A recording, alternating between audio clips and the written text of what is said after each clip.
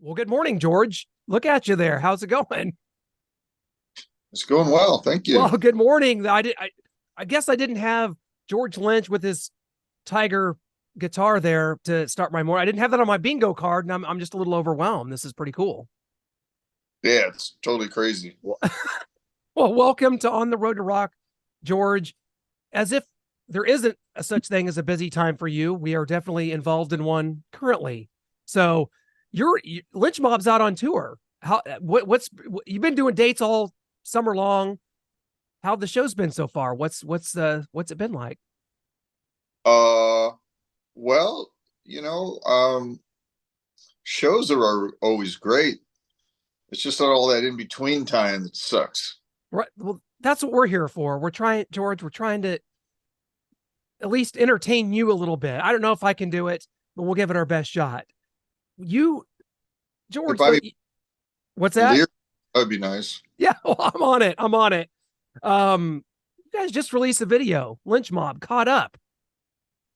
Great video, great song. How much say or creativity kind of do you have when it comes to the videos that you guys release? Well, that's a lyric video, Correct.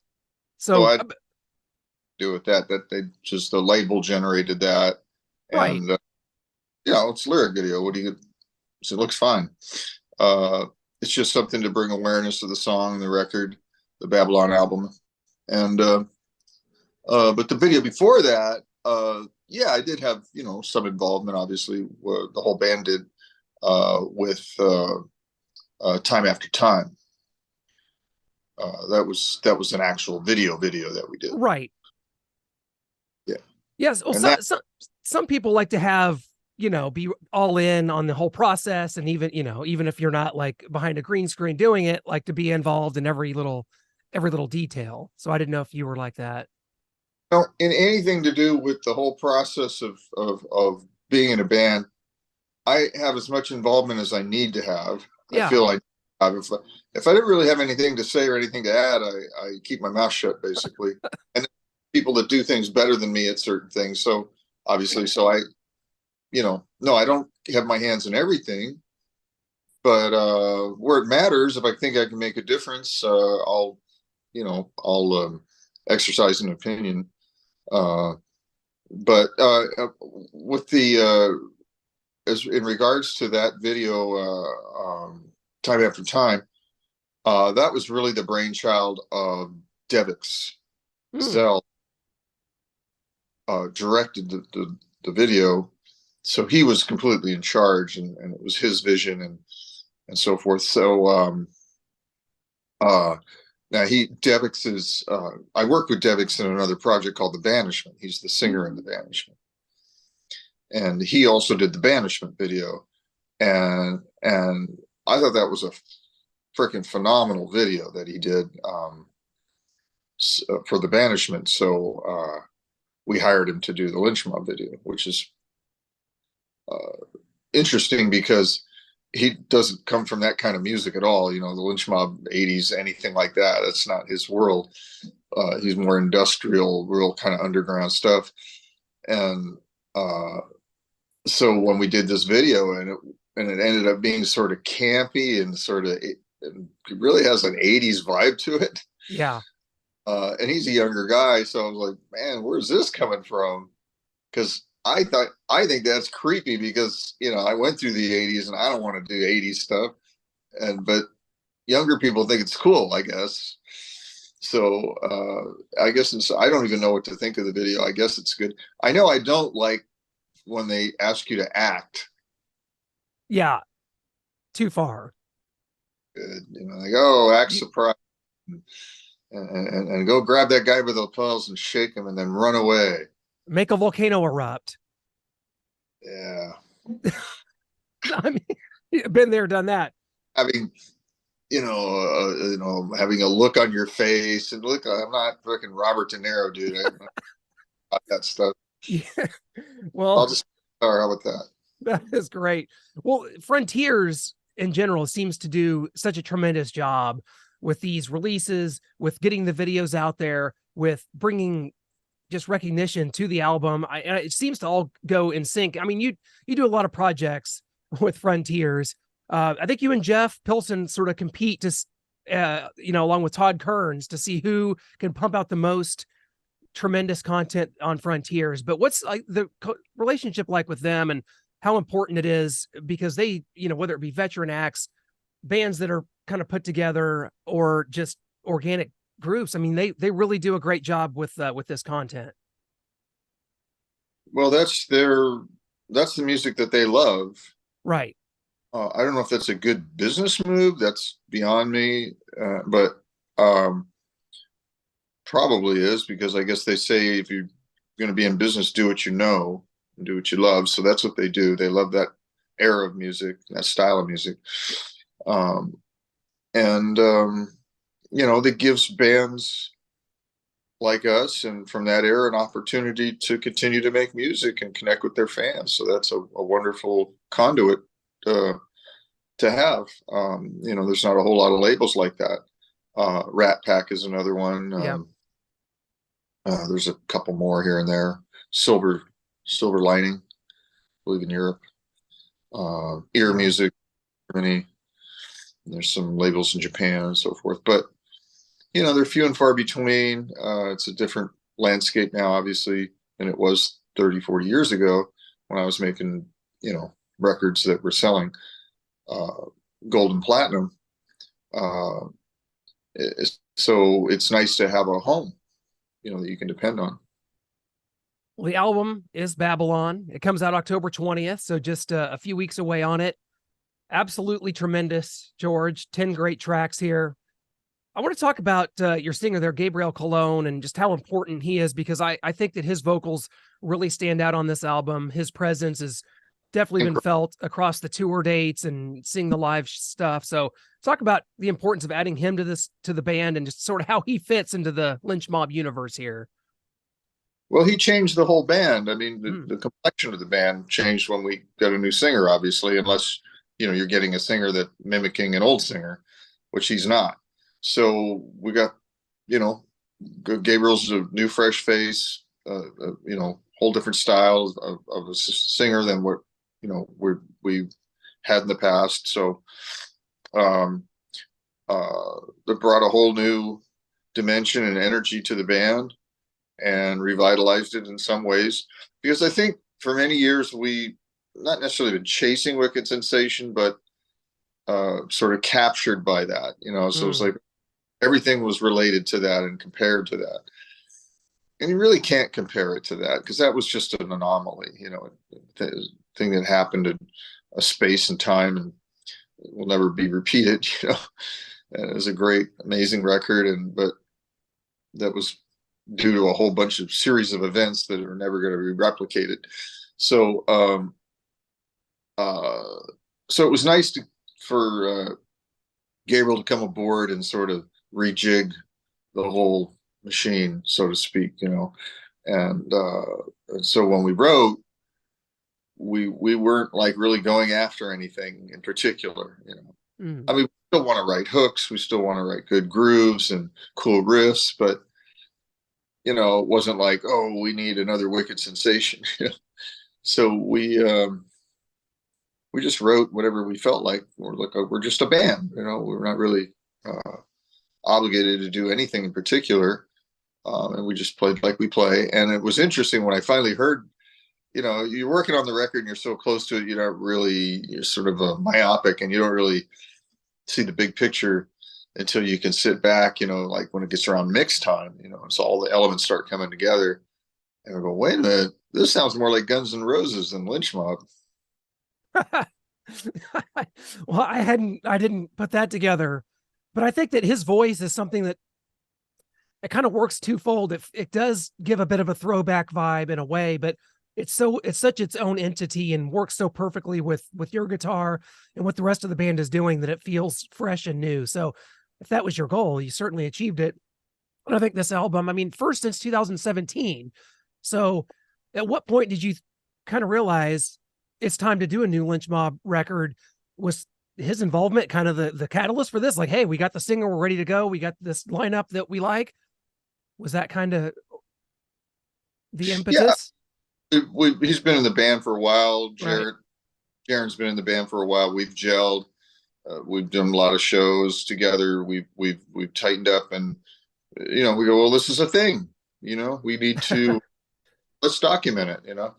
Um, and also, since 2017, I did write another Lynch Mob record.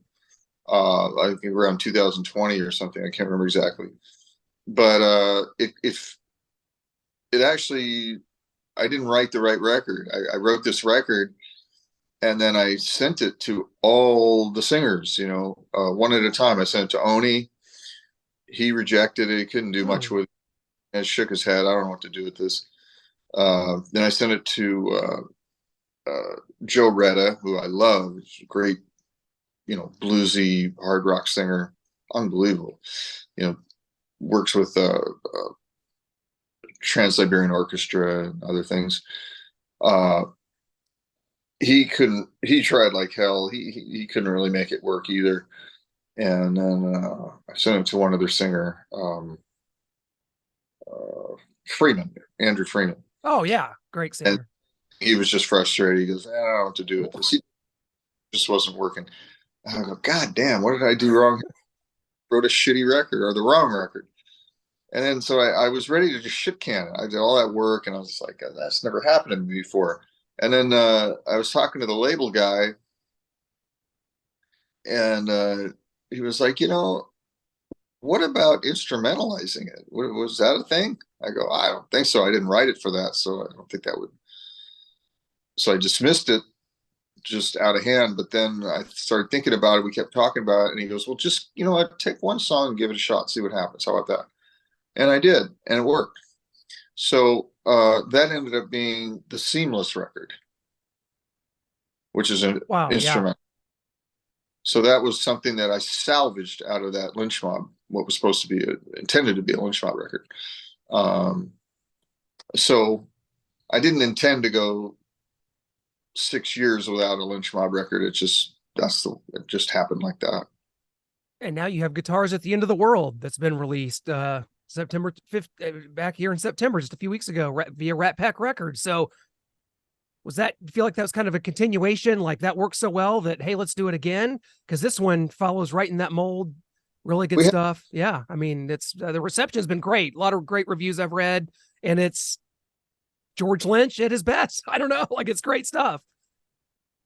Right. This brilliant idea. It's like, you're this like pseudo semi guitar hero, supposed guy. Maybe you should do guitar records. Like what? But light bulb. It's like, what? But it's not everybody's thing. Every guitarist, it's not for them necessarily. So he had a great desire to do that for some reason. I mean, other guys do it so much better, Steve Vai's and Satriani's of the world. I mean, I can't compete with that, and nor do I want to try to. I'm not that kind of guitar player. I'm a band guy, Yeah. Bands, I like songs, and I like playing, I like doing good solos within the context of a song, but and other things, but I don't really feel like I'm that guy that needs to go prove that he's the world's greatest guitar player, or I don't know, instrumentals. I don't even like listening to instrumentals myself, so why would I want to make that record? But then I started working on it and I did like it. I was like, well, this is pretty liberating because I can be the singer, in a way, and the drummer. That's kind of how John 5 does it. His guitar is the singer of his solo records, which is outstanding. Like, it's a great concept. I like it. It's good stuff. For you, how are you able to compartmentalize sort of your time with all these projects that you do, whether it be Sweet and Lynch, whether it be you and Jeff recording a covers album, which is tremendous, by the way. And the End Machine, and I think we had Jeff on recently, and he talked about that could be coming up another one. So, how do you compartmentalize all this? Are you someone that just kind of has the voracious need to be working on something, or does you just kind of take whatever kind of comes at you? Like, how do you compartmentalize all this? Well, I'm not very organized, and as you can tell with these interview schedules, which had me entirely confused. But thanks, John Freeman. Yeah. Well, I love him. different publicists involved from different places in the world and different time zones speaking to each other. So yeah, it gets very conflicty. But anyways, we worked it out. But yeah, I have a formula and sort of a way that I work, a process that works for me. That I built my own studio, which I love. I got real frustrated going into studios over the decades and finding sometimes that I do my worst work in a big, expensive recording studio, Mm, get my worst sounds and worst performances. And then I go home, play through my little amp, and I'll be like, why the fuck couldn't I play like that at this when it mattered? And I still haven't figured out. One of my theories is there's just too many miles of wire, and I it's a need lot of something. years. So my studio, I have high quality stuff, just like any top guitar player, tone guy would have. I have the APIs and the Neves, and I have this and 1176s and all the good mics and the well designed room and everything. But it's relatively small, but it's just very direct, and very simple. And every time I sit down, I'm very happy with the tone, and I love that. I know I can depend on that. So I do all my work. Well, 90% of my work I do in there. I really don't want to go outside my studio anymore because you don't know what's going to happen. You don't know what you're going to get, and that's caused me to be voraciously productive, just fighting it, the tone anymore. And so I'm just having fun with it. And then I find that I can write and record a song a day. So if day is a long time. You get there 10 o'clock, you work till 5, maybe you have a little lunch break, maybe you don't. But you're sitting there in the saddle making music. What do you need? 3 parts? Why can't you do that in 8 hours? If only I were that productive, George, we'd be on a whole different level. That is tremendous, and so many Look good at things it like, coming up. We if you look at it like it's your job and you go to work and you have to be productive and you punch, the time card, and then you got to go in the assembly line of the factory and you got to do stuff and make stuff, or be a contractor and make stuff. I mean, you have to do stuff. You got to have something to show at the end of the day for you know all the time you spend. So I look at it like that. It's like, well, if I'm sitting here and I'm thinking about it and I'm being productive, I'm working on something, I should be able to knock out 3 fucking guitar parts in one day. I mean, that's not, when you think about it, that's not that hard. I can think of harder things to do. So actually that works for me. It's actually pretty fun to have that kind of formula where, okay, that's my work day. I get my lunch pail, my thermos, my wife gives me a kiss, I go off to the studio. I there, and then I got to make parts. It's super well, fun.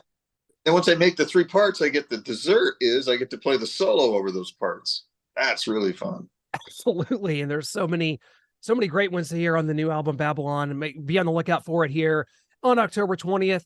George, I know Lynch Mob, you guys did a bunch of dates with Dokken. You go up there, you play with Don from time to time. How much fun is that? The crowd just loves it. And is there a certain couple songs that you're like, hey, I want to do those, or is it just sort of organic? Is it just sort of random? Like, hey, I'm here, we're playing a show together. I'll show up when I show up, or are there certain songs that you're like, I want to do these? Well, yeah, picking the songs would be a little political. Oh, Uh, it's not my band anymore, so I am a guest. So I can't really, I don't want to get into power plays of, oh, I want to play this song or that song. I can suggest something and hopefully everybody, well, sure. But, they have their, Don and his guys, they have their set, that they do. They've been doing the same set for as long as anybody can remember, 20 years. So that doesn't change very much. So I don't want to throw a wrench in the gears. So, but we've worked it out. The set moves around a little bit, but essentially I do Tooth and Nail, When Heaven Comes Down, Unchain the Night, and then there's a third one. Sometimes I do. some breaking or No, I don't do Breaking the Chains. I could, but Lightning Strikes. That's right. or what was there something else I do too? Dream Uh, Warriors? oh, we jam. Yeah, that's what I like. That's my favorite thing. We haven't done it as much recently, but a lot of times I'll say, "Hey Don, how about just I'll throw something out there." And sometimes I won't even warn them. I'll just do it. And of course, in front of the crowd, you got to go along with it, right? And we just kind of do the writing process, but right on stage. So I'll just come up with something, and the band hopefully follows along, and it's simple enough where you can sort of anticipate the changes, and it's just maybe two parts. And just a couple of minutes, But I love that part of the show when we do it, and because it's interesting, it's something different. Well, George, before we get you out of here, you're actually heading to, I think, an interview next with my good friend Chuck Shute. Enjoy it. He's a great guy. I don't want to rob him of any time. So I'm going to get you out of here with a final four drum roll, four quick questions. I guess I could keep you a little while and overlap it and make him sweat it out and tell him you're not coming. We could do that. That'd be kind of mean to my friend Chuck. So first question, George, you grew up in Washington, kind of Spokane. I think you lived in Auburn for a while. My dad's from Renton, so right around there. Did you have a favorite sports team growing up, or do you have one now? Or do you not like sports at all? Well, I'm not really a follower of sports. No, I mean, I'm physically active and I do stuff, mountain biking and weight training and hiking and Sure. hacking and whatever other stuff. But I'm I'm not really a sports guy, but I watch it casually, you know. Sure. Um, but I didn't have a team or anything like that. I mean, obviously, I'm live in Los Angeles, so the Dodgers or the Rams or whatever the Rams were in LA at one time. Uh, They're back. are they? I don't know. Yeah, See, I they should. are. You'll have to go to a game. You got the Rams and the Chargers now. Question two: Do you've always you keep your hair long because of sort of? I always read that you like we're trying to get into rock. You're trying to like audition for Ozzy, and you had you had a job to where they made you keep your hair short. Do you keep your hair long because like at a time in your life that it was like got to have that corporate haircut, young man? I keep it a little bit longer now, just in case Ozzy calls back. Exactly. Okay, that's You know, right. What was the what was ironic when he was complaining about my hair is he actually came to like my hotel room. We were like in England or something, and he was, from what I can understand, he was hard to understand, but it was like complaining about my haircut. But he was bald at the time. yeah, like 82, yeah.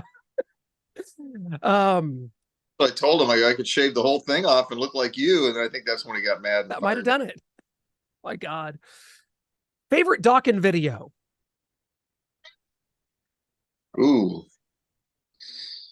oh God, I don't know. I don't really have a favorite. or most fun that you had making one or favorite? But they were videos are very painful to make back then. They were, Yeah. I'm sure, but you'd be there for like a 22-hour day of just hurry up and wait. It was just it was a drag. But I would say if I'm looking at them in a like a way of like having good memories and being fun, I would say the first video was the one that's the most interesting and fun to watch because I'm so far removed from it now that all the pain is kind of gone out. Just good parts, and it's fun. And you can laugh at it. It's funny. So Don with his leg makeup and me busting out of the cave, but doing it at the wrong time, and then the person that was holding the camera's arm was getting burned because they couldn't move from the shot. Otherwise, they'd have to redo the whole thing. And it was a 6-hour setup. Uh, although I would say, actually, and then we did that lame jump off the drum riser, and again bad acting, but the other one that I think was actually pretty memorable is the Dream Warriors one. Um, uh, Yes. I was all hopped up on cocaine with Freddy Krueger, who was in makeup, and we were in the dressing room together in the trailer doing a coke off of his knife blade hands with his scar face, which is surreal.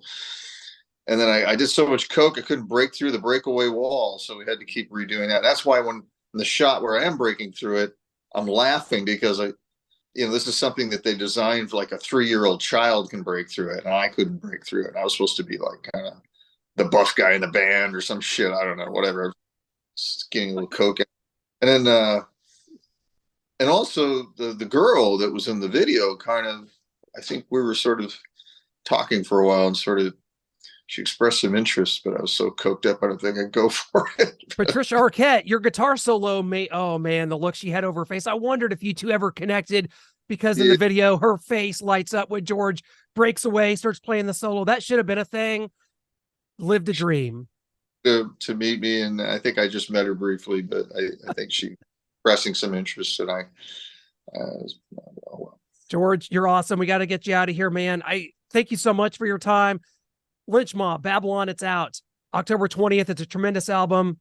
A fan of everything you do, and appreciate the time, my friend. Good luck with the rest of the tour and the dates that you got coming up, man. Enjoy it. Like a very professional interviewer, dude. You think to a fault or no? It all started, George. We met. This is from you. 2007. You did a guitar clinic. You're the first rocker I ever met. I'm only 39, man. So your type of music's for me.